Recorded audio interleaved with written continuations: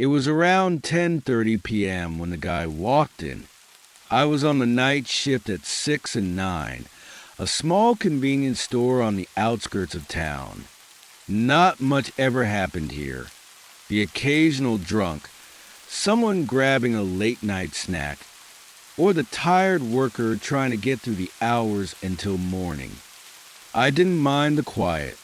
The store was in a quiet, rural area, and even though the road outside was busy, it felt isolated. I'd been working here for about 3 months, and the routine was starting to get old. So, when this man came in, I didn't think much of it at first. He was in his mid-20s, dressed in a worn-out hoodie, and seemed a little out of place for a late-night run. But what caught my attention immediately was the way he was acting. He was making loud, odd noises, almost like yelling, but not in any way I could understand. My first thought was that he had some kind of mental disability, and that's when I started to feel a bit of sympathy for him. My brother has a disability, so I wasn't bothered by the noises, but it was hard to ignore. He walked up to the counter, his eyes staring at the ceiling, not looking at me at all. His head was tilted upward, and his body was stiff. It was unsettling, but I tried to be patient, unsure of what was going on with him. "Can I help you?" I asked, not sure what else to say. The only response I got was loud, incoherent sounds. He didn't even look at me when I spoke, just stood there, his eyes fixed above, as if he was looking at something I couldn't see. I wasn't sure what to do. I glanced out the front door to see if anyone else was outside, but the parking lot was empty. No cars. I assumed he'd walked here. "Hey, you okay?" I asked, trying to keep my voice calm, but the whole situation was starting to make me feel uncomfortable. He didn't respond, just kept making the noises. I tried offering him a bag of chips, hoping to get him to take something and leave, but he didn't take it. I checked the time. 11 p.m. I stood there, trying to think of a way to get him to go. The store was quiet except for his odd sounds and the occasional hum of the refrigerator. Finally, after what seemed like an eternity, the man turned around and walked out of the store without another word. I stood behind the counter, still feeling uneasy, but relieved that it was over. An hour passed. I had almost forgotten about the weird interaction when the phone on the counter rang. I picked it up, hoping it wasn't an emergency or anything, but the second I heard it, I froze. It was him. The same loud, disturbing sounds from before, only now they were coming through the phone. My heart raced as I slammed the phone down. Was this some kind of prank? How could he have known the number? I stood there, staring at the phone, my thoughts racing. I wasn't sure if I should call the police or just wait it out. The store felt emptier now, the silence pressing in on me. I glanced outside again, double-checking to make sure no one was out there. Minutes dragged on, and by the time my shift was finally over, I was exhausted, both physically and mentally. The guy hadn't come back, and I felt a little foolish for letting his strange behavior get to me.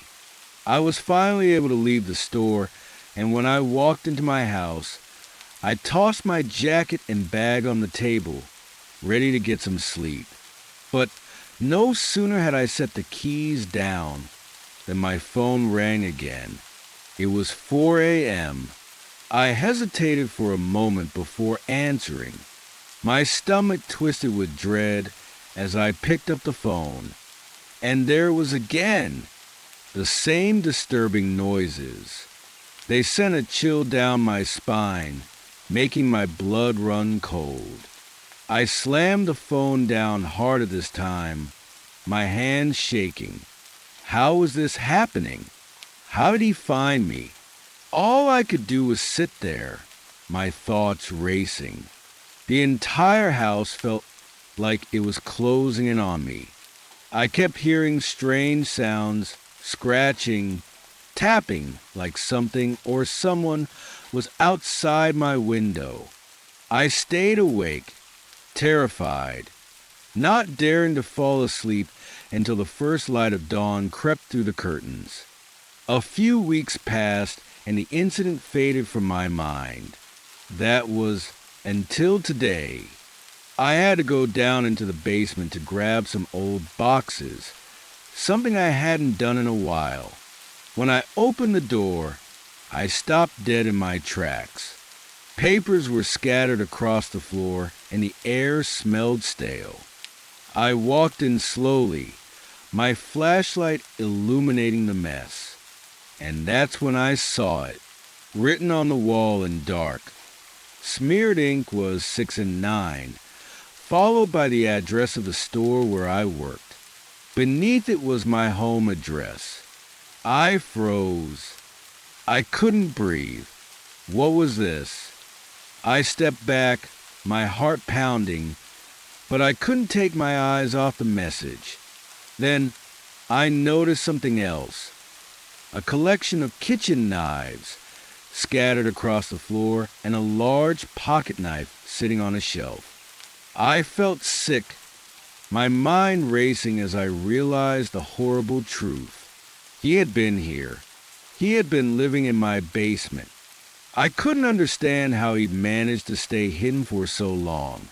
He must have come into the house at some point, maybe while I was out. But why? I didn't stick around to find out more. I grabbed my things and left, not daring to return until I had contacted the police. And as I left, I couldn't help but wonder, why had he stopped? Why had he left me alone? All I knew was this. That man was dangerously ill, and I had barely escaped with my life. I couldn't shake the feeling that the worst was still to come. After I left the basement that day, I stayed with my friend for a while, too terrified to go back home. I didn't even want to think about what I had discovered. The thought of him living under my house, right under my nose, was too much. It felt like something out of a nightmare, and I couldn't make sense of it. The police came over to investigate, but they found nothing new. No signs of forced entry, no signs that he was still around. The knives were gone, and so was the writing on the walls. It was like he had vanished into thin air. They didn't find anything to link him to my house or the store, except for that message. Still, I couldn't shake the gut feeling that he was watching me, waiting for the right moment. Weeks turned into months, and life went on.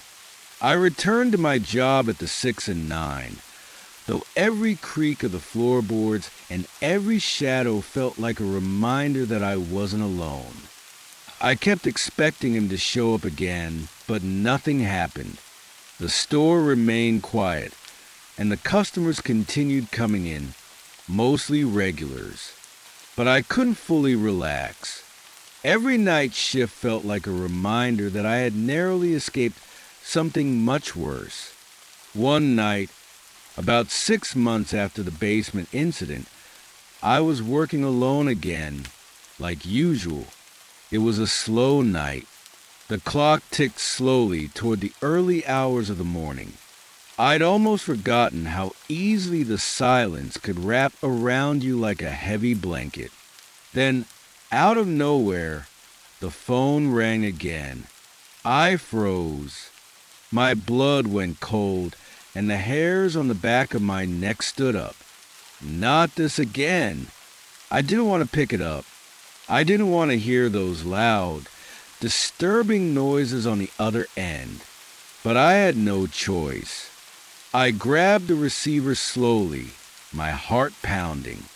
When I answered, there was nothing at first, just a heavy, eerie silence.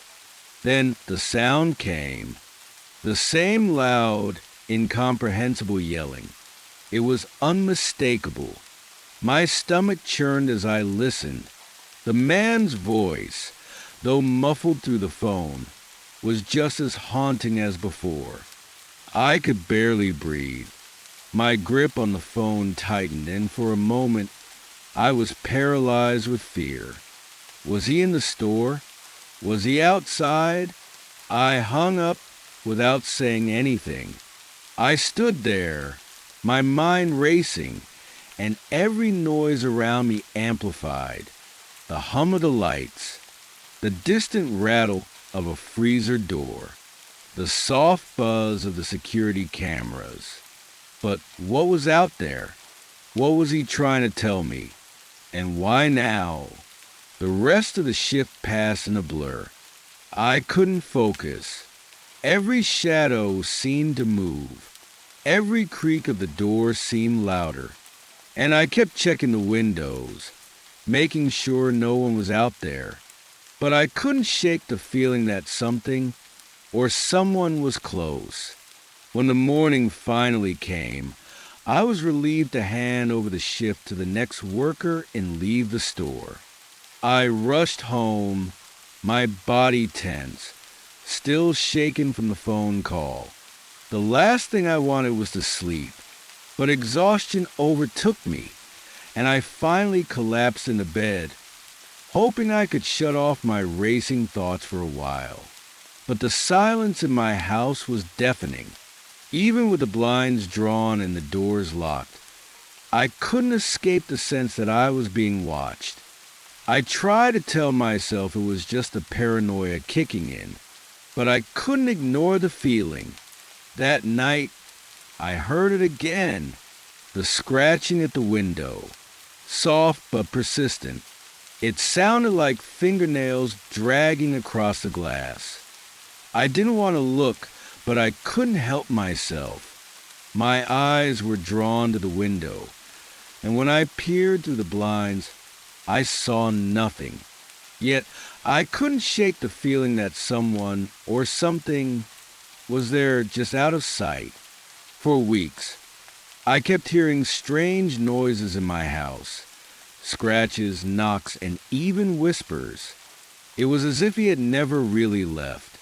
Maybe he never had. Maybe he was still hiding, waiting for the right moment to return. And so, I continued to live in fear. I never told anyone the full truth. I never spoke about the man in the basement, about the knives, about the phone calls, or the scratching sounds that haunted me. How could I? Who would believe me? And even if they did, would it stop him? Maybe I was crazy. Maybe I had imagined it all. But deep down, I knew I hadn't. I wasn't sure when or if I would ever be truly free of him. The thought of him still lurking, hiding in the shadows, was enough to keep me awake every night. And every time the phone rang, I wondered if it would be him again, waiting on the other end. I was never going to be the same. Weeks passed, and I thought I was beginning to regain some sense of normalcy. The strange occurrences, though unsettling, became less frequent. I was no longer waking up to scratches on the windows or hearing the man's disturbing yells on the phone. I even convinced myself that maybe it had all been a product of stress, too much work, and an overactive imagination. But something was still wrong. It started with small things at first, minor lapses in my routine. I'd find my keys in places I didn't remember putting them. I'd hear muffled noises in the hallway when I was home alone, but when I checked, nothing was there. It felt like a creeping paranoia, like I was always on edge, always waiting for something to happen. And then one night, It did. I was closing the store when I saw something to the corner of my eye. A man standing outside in the dim light by the alley. He wasn't moving, just standing still, staring at the door. My heart skipped a beat. It couldn't be him, could it? I turned away, telling myself I was just imagining things. But when I glanced back, he was still there, his gaze fixed on me, unmoving. A chill ran down my spine. I tried to ignore it, hoping he would leave. But as I finished locking up, I saw him step closer to the door. I froze. This wasn't just a coincidence. My mind raced, trying to make sense of it. Was it the same man? Had he somehow tracked me down? Was I being paranoid, or had he found me again? I waited until the last possible moment to turn off the lights and head for the back exit, constantly checking behind me. But when I stepped outside, the alley was empty. No sign of the man. But I couldn't shake the feeling that he was still out there, hidden somewhere, watching me. That night, I couldn't sleep. I tossed and turned, the sound of every creak in the house echoing in my ears. The silence felt suffocating, and I kept hearing footsteps outside my door. But when I looked, there was nothing. My phone, of course, rang again. It was 3 a.m., and I knew before I even picked it up who it was going to be. The same loud, incoherent yelling on the other end of the line. It was him. I did not doubt it anymore. My hands trembled as I hung up the phone. I wanted to scream, to throw the phone across the room, but I stayed quiet. I couldn't let him know he was getting to me. But deep down, I was terrified. Over the next few days, I started finding more things out of place. Small, subtle things at first, like an extra shoe on the rack or a book slightly shifted on the shelf. Then one morning, I found something that made my blood run cold. The basement door was unlocked. I had made sure to lock it after the discovery of the knives and the disturbing messages, but now it was wide open. I didn't want to go down there. I didn't want to face what could be lurking in the dark corners of my own home. But I had to know. I had to face whatever was there. With my heart pounding in my chest, I descended the stairs. The air was thick, musty, and cold. It smelled like dust and rot, but there was something else, something familiar. I turned the corner, and there it was. The wall had more writing on it, but this time it wasn't just a simple message. It was a diagram. My house, the store, and a series of unsettling arrows pointing to specific places. And in the center, in bold, red letters, I've been waiting. I couldn't breathe. He had been here in my house. The man had been hiding in the walls, in the corners, in the shadows. He had been watching me. I backed away, my mind racing. This wasn't just a man. This was something much worse. He was playing some twisted game, toying with me. Suddenly, I heard a noise, a soft scraping from behind me. My heart stopped. I spun around, expecting to see him standing there, but there was nothing, except for one thing. The door at the top of the stairs was open. It hadn't been like that when I came down.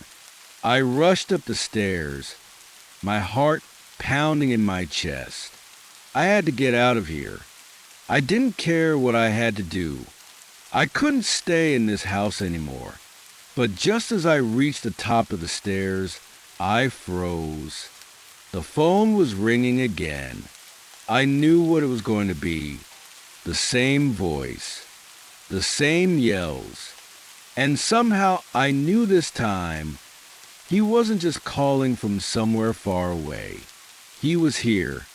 The phone continued to ring, each shrill sound echoing through the quiet house, like a constant reminder of the terror that was creeping closer.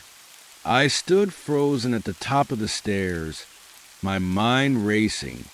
The last thing I wanted to do was answer it, but I couldn't shake the nagging feeling that if I didn't, whatever was happening would only get worse. I reached for the phone, my fingers trembling. It felt heavier in my hand than it should have. The dial tone faded, and once again, I was met with the same loud, unintelligible yelling that had haunted me for months. But this time, the voice sounded different. It was closer, much closer. I couldn't breathe. My heart was hammering in my chest, and I felt a cold sweat break out on my forehead. My legs felt like jelly, but I couldn't move. I had to know. I had to face whatever was waiting for me. With a shaking hand, I slowly lowered the phone and stepped toward the door. Every instinct screamed at me to run, to get out of the house and never look back.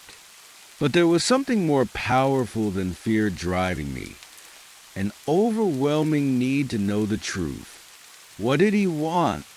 Why was he doing this? I stepped through the door, moving cautiously into the living room.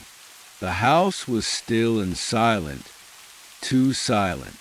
I could hear the soft hum of the refrigerator, the ticking of the clock, and my breathing, ragged and uneven.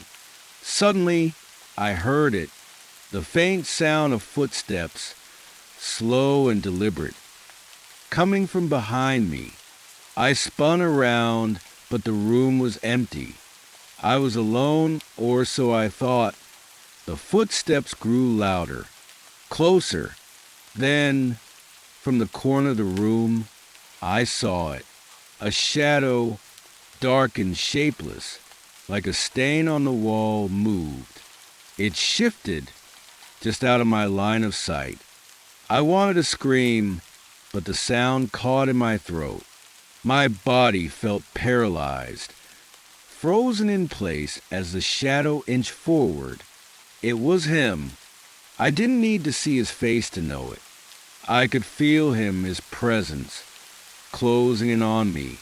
The shadow moved again, this time stepping out of the darkness and into the faint light of the hallway. He was tall and disheveled, and his clothes were torn. His eyes, wide and unblinking, stared straight through me, locking onto mine with a chilling intensity. For a moment, there was nothing but silence, but in that silence, I heard his voice. Not through the phone, not from a distance, but right here in my ear. I've been watching you, waiting for you. I staggered back, my heart racing in my chest. I could feel the walls closing in on me, the air thick with dread. Why? I gasped, my voice barely above a whisper. He didn't answer. He just took another slow step forward, his eyes never leaving mine. The phone was still in my hand, but I dropped it without thinking. I had no more questions, no more strength to ask why or how. I could barely keep my footing as I backed into the wall. This wasn't a man. This wasn't just a person. This was something worse. Something that had been lurking in the shadows, waiting for me to slip up, to let my guard down. And now, I had nowhere to run. His grin spread slowly across his face, twisted and unnerving. He opened his mouth and the same loud, incomprehensible yells came pouring out, filling the air around me like a suffocating fog. I wanted to scream, but the sound died in my throat. I couldn't escape. I didn't know if it was because I was frozen with fear or if he had somehow put me in a trance, but I couldn't move. My legs felt like they were cemented to the floor. Then the strangest thing happened. The shadow flickered, like a glitch in reality itself. It seemed to stretch and twist, bending and warping as though it didn't belong in the world at all. It was no longer just a man. It was something far more sinister. My breath caught in my throat as I realized what it was. This wasn't just a nightmare. It was something else, something evil. The man had never truly been real. He had been a manifestation, a creation of something darker. And whatever it wasn't finished with me. The shadow moved once again, this time reaching out for me, its hand long and unnaturally thin. I closed my eyes, bracing for whatever came next, but the touch never came. Instead, everything went black. I don't know how long I was out. The blackness seemed to swallow me whole, but when I finally opened my eyes, I wasn't in my house anymore. I was back at the store. The fluorescent lights above flickered, casting erratic shadows along the walls. The shelves were stacked with goods, the usual late-night products like chips, soda, and beer, but everything felt wrong. It wasn't just the lighting, it was the stillness, the quiet. I could feel something in the air, a thick, suffocating pressure. It was the same feeling I had when I first started working at the store, the same feeling I had when I saw the man, like something was watching me, waiting for me to make a move. I tried to move, but my legs were stiff. My body felt heavy like I was wading through molasses. I reached out for the counter to steady myself, but my hand passed right through it. What the hell? I stared in shock at my hand. It was transparent. My whole body was fading, like I wasn't there, like I was a ghost. I turned around, and there he was, the man, or whatever he had become. He was standing in the doorway, his tall figure looming over the entrance, his eyes glowing with an unnatural light. His grin was wider than before, impossibly so. It spread across his face like a crack in the earth. I tried to speak, but my voice wouldn't come out. The man didn't move. He just stood there, watching me. And as I looked closer, I saw the truth. His body was no longer human. It was twisted wrong. His skin was ashen, stretched tight over bones that didn't belong. His hands were like claws, long and jagged, but still, he didn't advance. He just kept watching. Then, just as before, his voice filled the air. The same incoherent yells.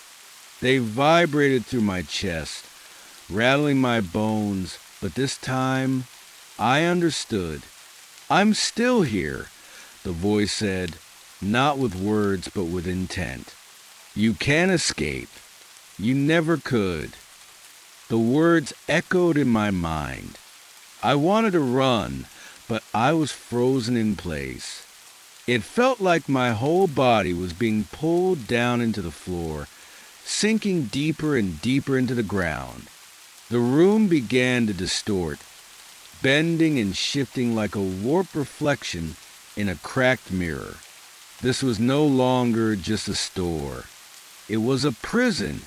The man's grin stretched impossibly wide, and I could see the darkness swirling inside his mouth. It was as if the very air around him was alive, feeding on my fear, growing stronger with every passing second. Why me? I managed to whisper, my voice barely audible over the ringing in my ears. His head tilted, as though he were pondering the question. Then his voice came again, soft and chilling. Because you were never meant to leave. I didn't understand. What did he mean? I didn't remember anything before that night. It felt like I had just shown up at the store for the first time, but I knew something wasn't right. Why are you doing this? I asked, trying to gather the strength to speak. Who are you? The man's eyes flashed, and the grin on his face faded for a moment. I am what you created, he whispered, his voice like a breeze passing through dead trees. What you summoned without even knowing. Summoned?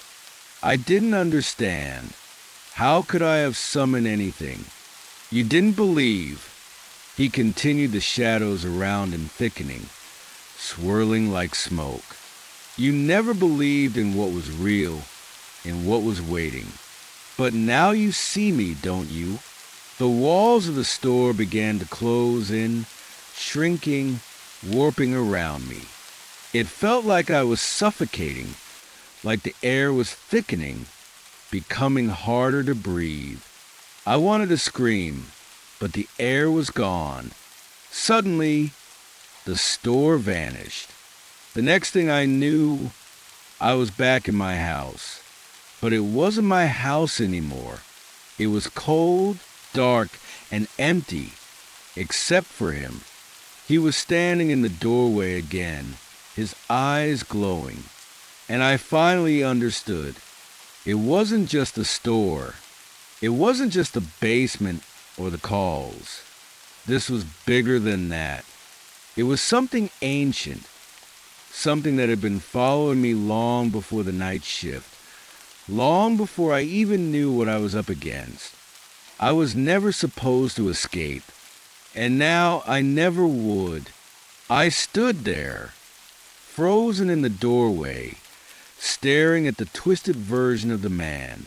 My heart was pounding in my chest, every beat a thunderous echo in my ears.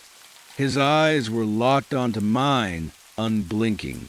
But I couldn't tear myself away from them. It was as if they were pulling me in, drawing me into his world, where time and space no longer made sense. I wanted to scream, to run, but my body refused to cooperate. The room seemed to be getting smaller, the walls creeping in like they were alive, suffocating me. The man took a step forward, his feet making no sound against the floor. The chill in the air grew colder, sharp enough to make my breath fog in front of me. You don't understand, he whispered, his voice low, almost pitying. This is your fate. You were always meant to be part of this. I shook my head, tears welling up in my eyes. What do you mean? I don't even know who you are. Why are you doing this to me? His smile twisted into something grotesque, and he stepped closer, his breath now cold on my face. You never believed in the things that linger in the dark. You never believed in what can't be seen, what can't be heard. But it was always there, watching you, waiting for you.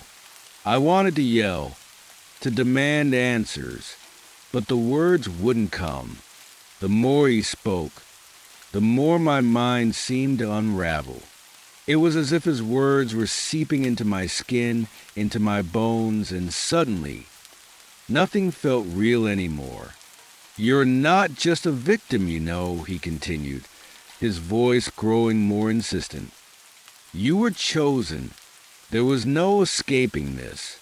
You were always meant to see what others can't. And now, you will stay here with me forever.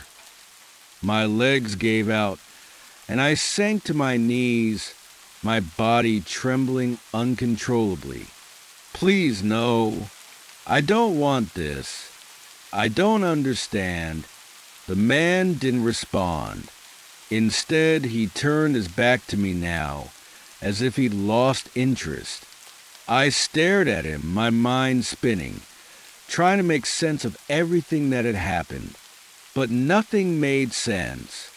The store, the basement, the phone calls, none of it made sense. And then it hit me. I wasn't just dealing with a man. I wasn't just dealing with a person who had wandered into the store and turned my life into a nightmare. This was something else. Something ancient. Something that fed on fear, on isolation. It had been watching me long before that night at the store, and now it had me in its grip. The man stopped, but I could feel his eyes on me, even though his back was turned. "You see it now, don't you?" he said, his voice low. "You see what you become. You're mine now." I closed my eyes, my thoughts spinning. Was I trapped here, in this nightmare world? Was this the end? I tried to move again, to force myself to run, but it was no use. My legs felt like lead. My body was numb. And as I opened my eyes again, I saw that the walls around me had changed once more. They were no longer my house. They were in the store again. Or maybe they weren't. Maybe it was something worse. The man was gone. Or so I thought. The phone began to ring again. I reached for it with shaking hands, dreading what I might hear. But this time, when I lifted the receiver, the voice was different. It wasn't the man. It was a whisper, and it spoke directly into my ear.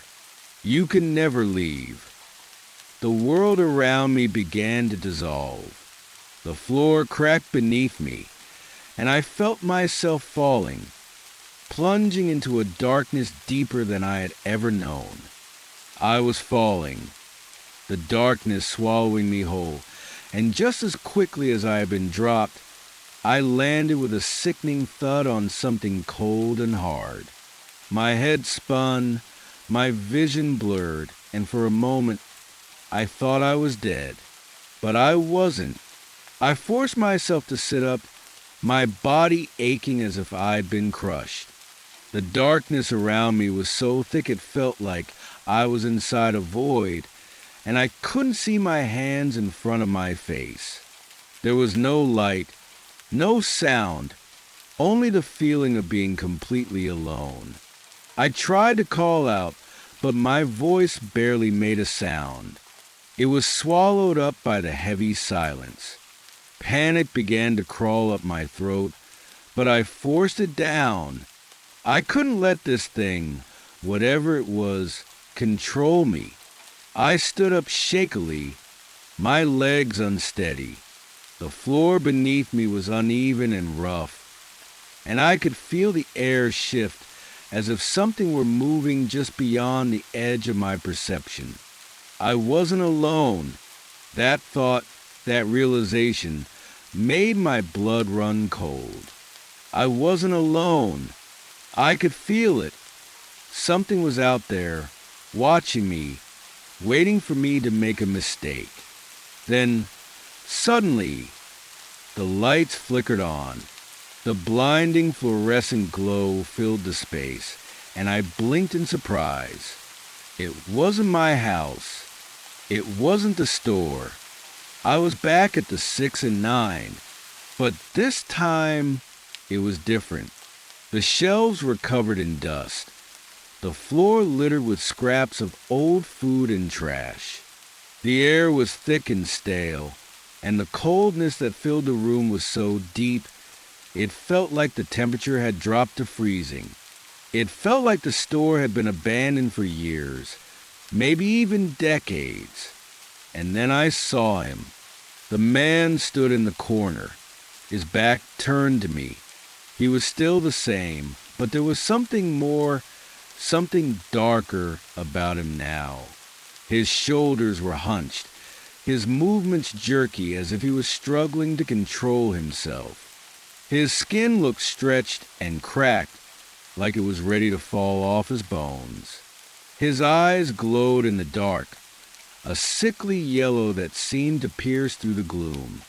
And that grin, that impossible, twisted grin, was there again, but now it stretched too far like it was going to tear his face apart. "I told you," his voice echoed, hollow and inhuman. "You can't escape. You're mine now." I stepped back, fear crawling under my skin. It felt like the walls of the store were closing in again, just like before.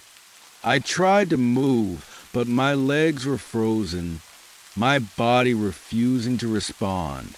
My hands trembled as I reached for the counter, only to find that it had become a solid mass, like a rock, too heavy to even touch. I couldn't move. I couldn't breathe. You're not real." I gasped, my voice weak, but I knew it wasn't true. He was real.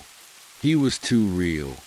The man took a step toward me, his feet dragging across the filthy floor with a disturbing screech. Every movement felt wrong, like his bones didn't fit inside his skin. It was almost as if he were assembling himself as he walked, flesh, muscle, bone, all shifting and distorting, as if he were made of something unnatural. "You're not going anywhere," he said, his voice growing louder, more forceful, as if it were inside my head. "You called to me. You brought me here. And now you'll stay. Forever." His words hit me like a punch. They weren't just words. They were a curse. A dark promise that no matter what I did, I couldn't escape him. I couldn't escape this nightmare.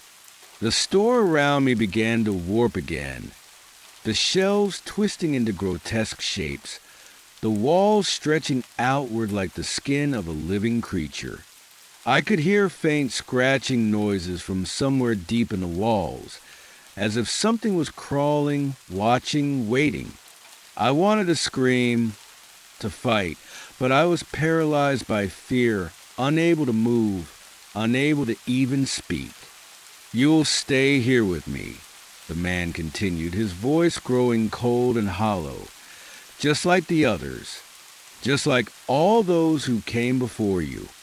The lights flickered again, and for a split second, I saw something else, a shadow moving just out of the corner of my eye. It was quick, but I knew it was there. I wasn't alone in the store. And then, just as quickly as it had all started, everything went dark again. The silence came rushing back. I could feel my body shaking, every nerve firing with terror. I didn't know what was happening, but I knew it was only a matter of time before I would see him again. I was trapped in this place, in this nightmare, with no way out. And then I heard it, the sound of the phone ringing. I reached for it, knowing what I would hear on the other end. The same unsettling yells, the same disturbing noise. But this time, I wasn't going to be the one to answer. I couldn't.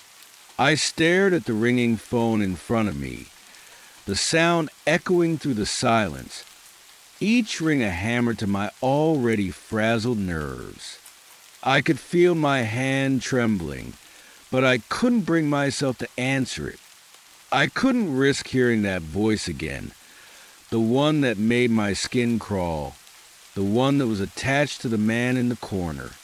But the phone continued to ring, relentlessly, like it had a mind of its own. I couldn't take it anymore.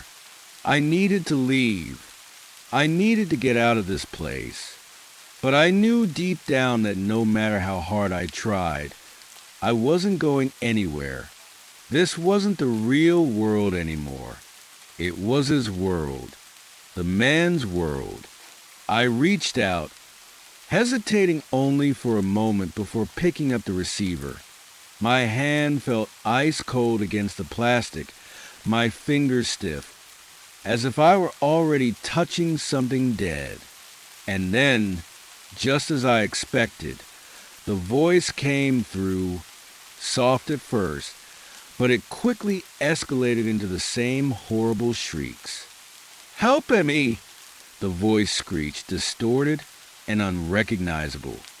"Help me, please." The voice was familiar, but twisted, so garbled I couldn't make sense of it. But I could tell. I could feel it in my bones. It was him, the man from the store. He was on the other end. He yells warped and deformed, as if they were coming from a place deep within the earth. "No! No!" I shouted, slamming the phone back into its cradle, the loud clatter ringing in my ears. But it didn't matter. It was already too late. The room around me shifted again, this time violently, the walls warping and groaning as if they were alive. The ceiling dropped lower, and the floor seemed to ripple like water. It was as if the entire space was buckling under some unseen force. I turned around, panic seizing my chest. He was closer now. The man, the figure that had haunted me for so long. His movements were jerky, as if he were moving through thick fog, but he was getting closer, closer with every passing second. "You can't escape," he said again, his voice dripping with venom. "You will never escape. Not now. Not ever." I backed up, my mind racing. What did he want from me? Why was I here? Was this real? Was I dreaming?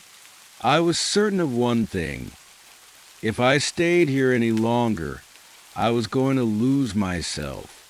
I could already feel my mind slipping, the lines between reality and nightmare blurring, until I couldn't tell what was true anymore.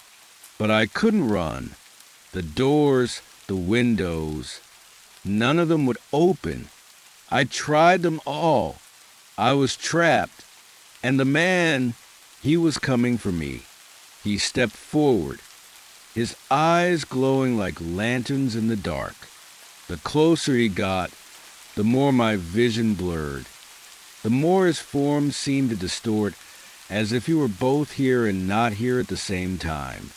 Suddenly, a loud crash sounded behind me.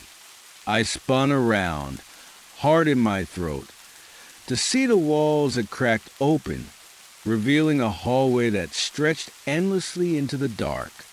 But I could hear something down there, something moving, something coming closer. I wanted to scream. I wanted to run, but there was no point. I could already feel him closing in on me. The man, the ghost, the thing that had been watching me from the start. "I told you," he whispered, his voice now impossibly close.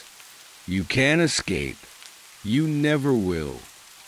I felt his cold hand brush against my shoulder, and I jolted in terror, spinning around to face him. But there was nothing there. Nothing except the darkness that seemed to swallow everything whole.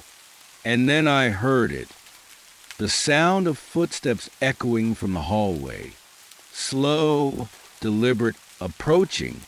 The footsteps were the last thing I heard before everything went dark again. The darkness was suffocating. For a moment, I wasn't sure if I was breathing or if I was even alive. My body felt heavy, as if I were sinking into the floor, becoming part of the shadows around me.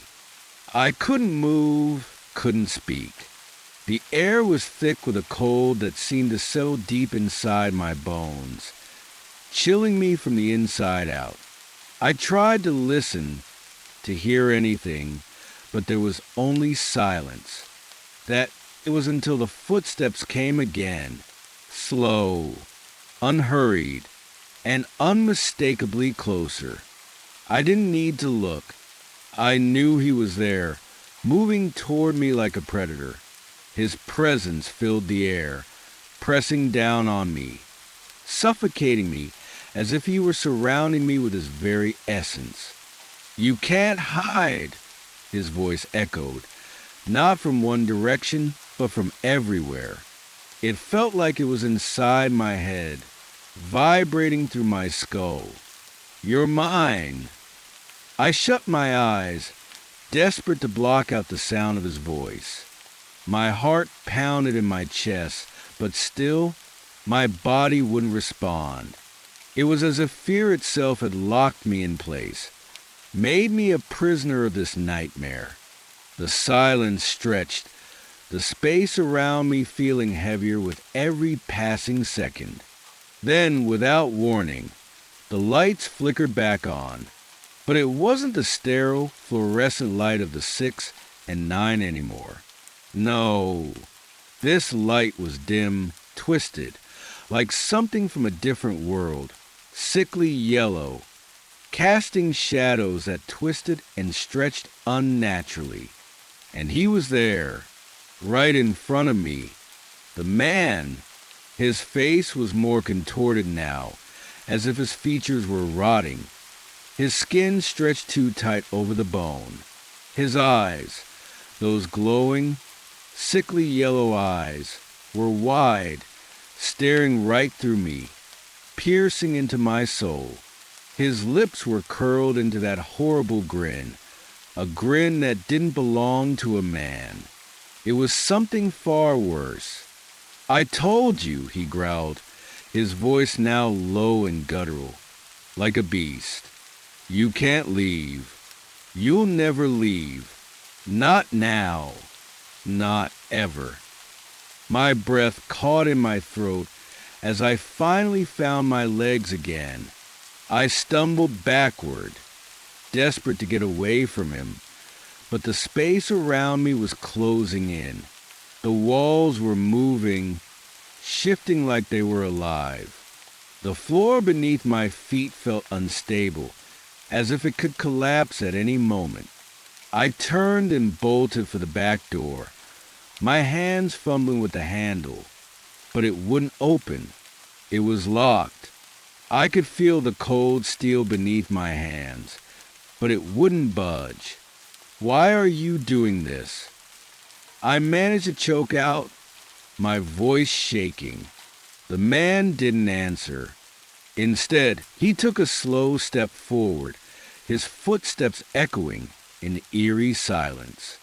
The grin on his face widened. "Because you belong to me now," he said. His words were like poison, seeping into my mind, drowning out everything else. "You will stay here, forever." And then, the most chilling thing happened. The walls around me seemed to crack, as if something was breaking through them. Something powerful, something ancient. The entire store began to warp and twist, the shelves bending in impossible directions. I could hear voices now, whispers, coming from all around me. Thousands of voices, all speaking at once, all telling me the same thing. "You're mine. You belong to me." I felt my legs buckle beneath me as the weight of their words crushed me. The man's presence grew stronger, overwhelming everything else. I could hear him breathing, could feel his breath on the back of my neck. "Don't resist," he whispered, his voice suddenly soft, as if coaxing me. "You won't escape. You're already gone." I closed my eyes, my heart pounding so hard I thought it might break. I was trapped. There was no escape. And just when I thought I couldn't take it anymore, the lights went out again. But this time, the darkness felt different. It felt alive. I could still feel him, still hear him, his presence heavy and pressing in all around me. I opened my eyes, but it was too late. He was everywhere, in the walls, in the air, in my mind. And then a voice, his voice, whispered in my ear, soft and slow, as if savoring the moment. You'll never leave this place, not ever. And I knew in that moment he was right. The darkness consumed me completely, and I could no longer feel the ground beneath my feet. I wasn't sure if I was floating or falling, but I was utterly lost in this void, trapped between reality and whatever nightmare the man had pulled me into. The last thing I remembered was hearing his voice, soft and insistent, lingering in the air like a toxin. But then there was nothing. Silence. Absolute, suffocating silence. It felt like hours, maybe days before I finally regained my senses. My body felt numb, as if I had been disconnected from it. But when I opened my eyes, I wasn't in the store anymore. I wasn't in the 6 and 9. I was somewhere else. The place was familiar, but twisted. The walls were jagged, like they had been eroded by years of neglect, and the air smelled stale, thick with the scent of mold and decay.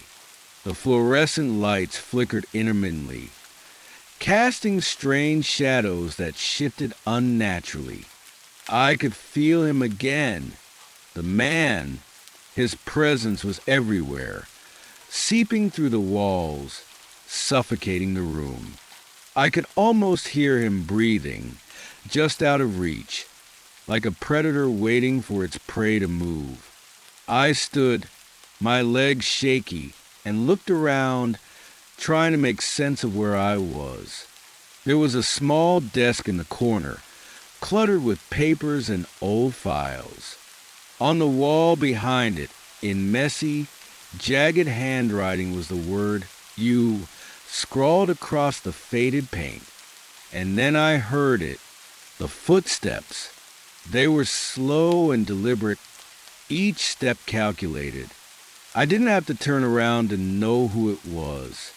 I could feel him behind me, closing in, his presence overwhelming everything else. I couldn't breathe. I couldn't move. I wanted to scream, but my voice was caught in my throat like it was being strangled by the air around me. I tried to run, but my legs wouldn't respond. It was as if I was glued to the spot, frozen in place, a puppet on invisible strings. The footsteps grew louder and closer. I could feel his breath on the back of my neck, hot and foul, and then his voice came, low and raspy.